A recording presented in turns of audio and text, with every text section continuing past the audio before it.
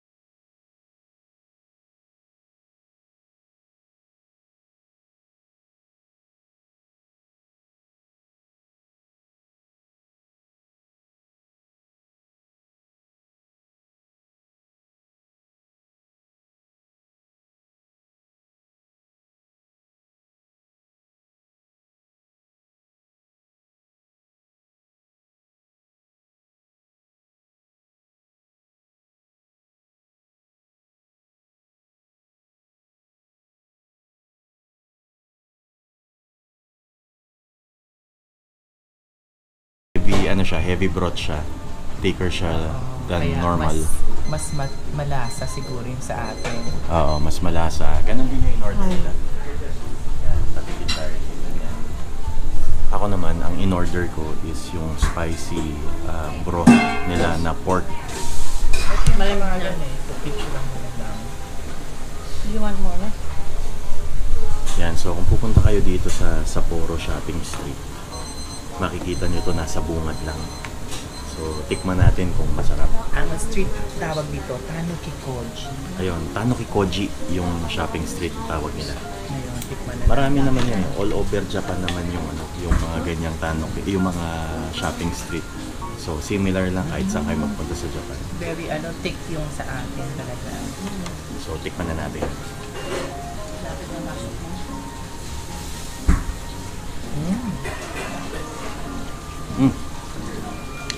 Spicy nga. Sabi sa akin nung Parang masarap yung pagka-spices pa niya. sabi sa akin nung staff kanina, tinulungan niya ako kasi after ko i-enter yung order ko, merong apat na bar doon. Tinanong ko, sabi ko hindi ko mabasa. Spicy level daw. Sabi niya, if 4 ko daw, sabi ko, hindi ko kaya. Sabi ko, 3 lang. Parang masarap yung pork nila. Natikman mo na. Parang Malambot. Gusto ko yung masarap. At makapal. lambot. Siyang lambot.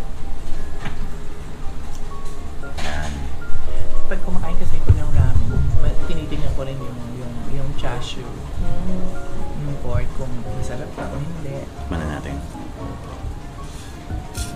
Pag hindi siya masarap, Yung na. hindi ko nagugustuhan.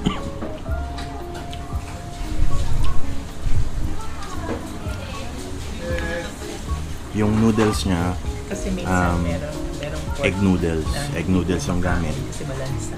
Saka, medyo firm yung noodles niya. Ewan ko kung sanay kayo doon, pero masarap pag firm yung noodles para sa akin.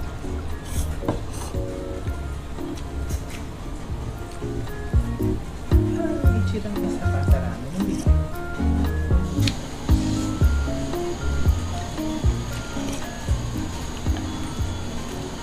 Hindi kasi pinapansin ko yun. Kasi may madami gusto sa atin.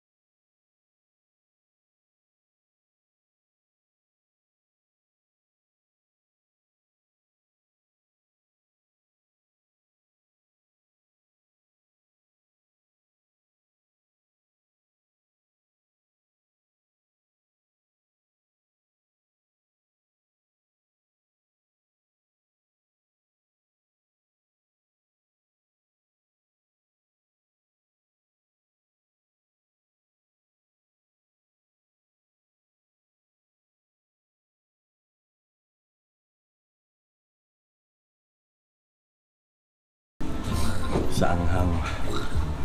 Anong masasabi mo dun sa kinain mong ramen? Hindi ko bet. Hindi ko gusto eh. Iba yung gusto kong broth soup. Masyadong Pero makapal, no? naubos ko naman siya. Thick kasi ang in-order namin. Siguro yung hindi thick, mas okay siguro. Siguro nga, kung yun yung kinuha nyo, yung normal lang na broth, no? But, yeah, okay lang. Bigyan natin ng brutally honest rating. Siguro nasa mga 7 out of 10. Gusto ko yung Nakarating siya ng 7. gusto ko yung noodles, egg noodles this time. Tapos, firm yung noodles niya. Okay naman yung egg, tsaka yung bamboo. Ang feeling ko, mas may enjoy ko siya kung hindi ko ginawang level 3, yung spicy level. Siguro kung ginawa ko lang na 2 or maybe 1, ma-appreciate ko pa ng konti yung lasa. Kasi syempre pagka sobrang naanghangan ka na, hindi mo na malalasahan talaga yung flavor. So yun, tignan nyo na lang kung makapunta kayo dito, try it for yourself kung pasok sa panlasa nyo.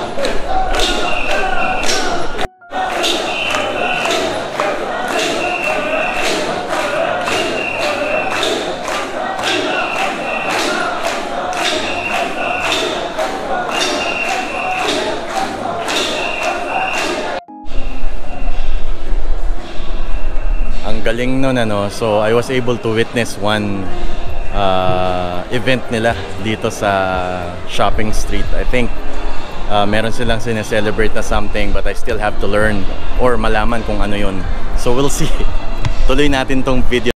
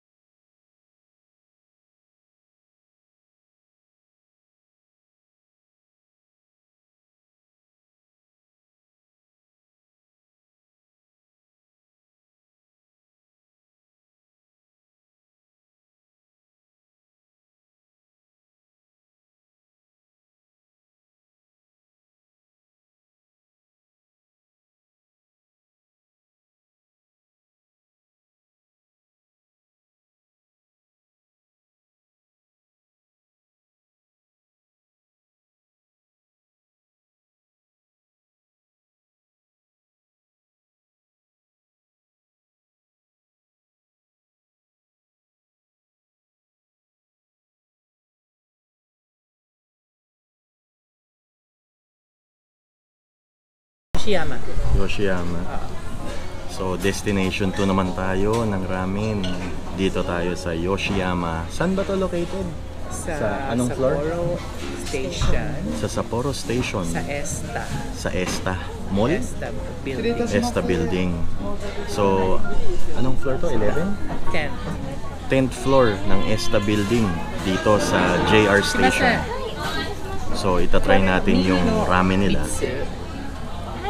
Ato, karing nga po rin desu ne. はい、ティラミスラーメンです。関西ラベルマスがどのぐらい召し上がりますか？ Level 1. はい、以上でよろしいですか？ Ato po is ipo. Ato, tabago. Onegaishimasu. はい、少々お待ちください。Hi. Isa lang pahinga ako. So, ito yung menu nila. Ito yung kinuha ko. Ito yung kinuha nila. Iwan ko na itong Ito spicy. Now this time, level 1 lang yung kinuha ko. And then nag-add kami ng dumplings. Ito.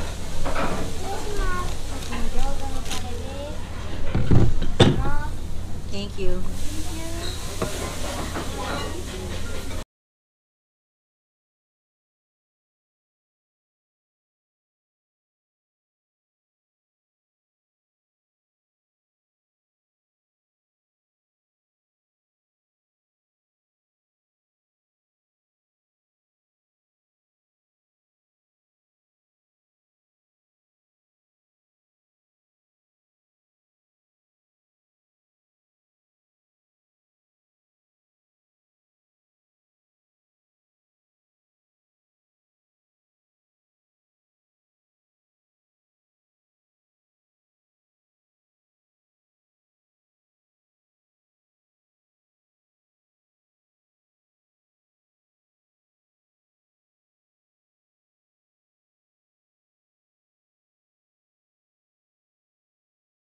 Malayo, di ba?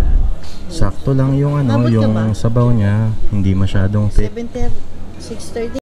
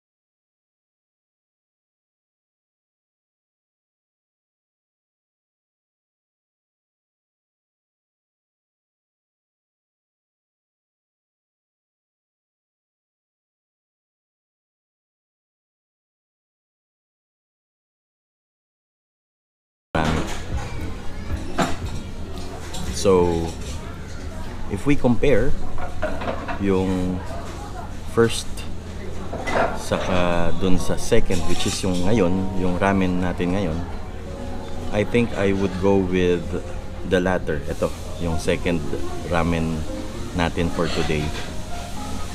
Balance yung flavor, masarap yung broth niya, which is miso based.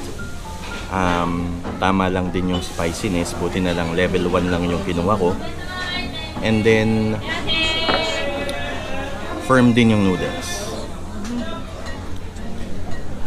Generous din siya sa chasu. Yung dumplings naman masarap din. So kailangan maging balance lang din yung timpla nyo dun sa sausawan para mas ma-enjoy nyo rin siya. So all in all, brutal, anong tawag doon? Brutal score ko. Brutally honest score. Oo, the honest opinion, mas gusto ko to. Tapos ang grade ko sa kanya, medyo mababa ako mag-score, pero pwede bigay na natin 9 out of 10. Hindi ko tinikman yung ramen nila, pero sabi nila mas nasarapan sila dun sa broth nila kaysa dun sa akin. Pero hindi ko na tinikman. Ano bang gusto mo? Anong 10 out of 10? Ha? Sinong 10 out of 10? Wala pa eh. Pero sige na nga, hindi ako magiging madamot. 10 out of 10. Yan, magawin na natin. 10 out of 10. Yan. Siyempre, authentic na nga eh. Authentic na nga, nandito ka na. Ba't hindi mo pabibigyan ng mataas na score, di ba? But yeah, 10 out of 10 compared dun sa unang ramen natin kanina. Mas gusto ko tong tinikman natin ngayon. A few moments later. Tignan nyo tong pamasahe nila dito sa tram. Ewan ko kung na-share ko na to sa inyo, pero nagta-tram kami dito sa Sapporo. Meron din namang subway dito, pero most of the time tram yung ginagamit ng mga locals. So for adults, 200 yen. Junior high school students and mas matanda or older. Tapos pag child naman is elementary school students, 100 yen naman yung binabayad. Parang jeep lang sa atin, pampasaherong jeep, pasok ka sa likod na part ng tram, and then ang exit niya is sa harap. Doon ka magbabayad, either mag JR pass ka or yung pass mo na card, or you pay 200 yen, 2 coins.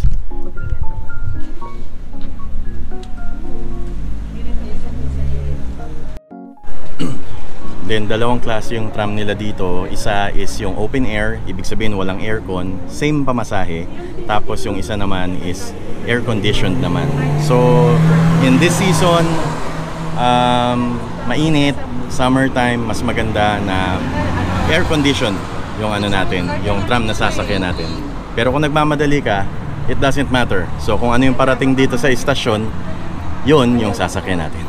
Pakita ko sa inyo kung ano itsura, ha.